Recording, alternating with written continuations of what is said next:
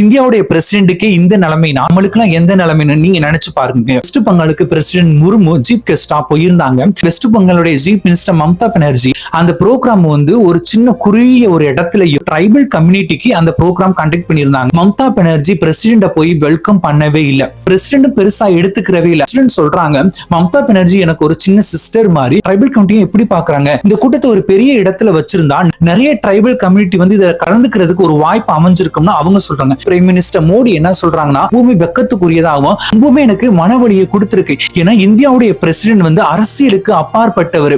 அவர் ஒரு ட்ரைபல் கம்யூனிட்டில இருந்து வந்தவரும் ட்ரைபல் கம்யூனிட்டிக்கு இந்த ப்ரோக்ராம் நடத்தினால அவருக்கு எந்த ஒரு மரியாதையும் கொடுக்கலையா, இல்ல அவர் எங்க பார்ட்டினால தேர்ந்தெடுக்கப்பட்டாரு அப்படினால அவருக்கு எந்த ஒரு மரியாதையும் மம்தா பானர்ஜி கொடுக்கலையான்னு ட்வீட் போட்டிருப்பாரு. மோடிஜிக்கு நிறைய பேரை பிடிக்காம இருக்கலாம். இது ஒரு டிஃபரெண்டான கருத்து. இந்தியாவுடைய பிரசிடென்ட் எல்லாருக்குமே பிடிக்கும். அவங்க என்ன தப்பு பண்ணாங்க, அவங்களுக்கு இங்க ஒரு முன்னுரிமை கொடுத்திருக்கலாம்னு நீங்க அதை பத்தி என்ன நினைக்கிறீங்க? இது மாதிரி ஹாட் நியூஸ்க்கு மறக்காம என் பேஜை ஃபாலோ பண்ணிக்கங்க.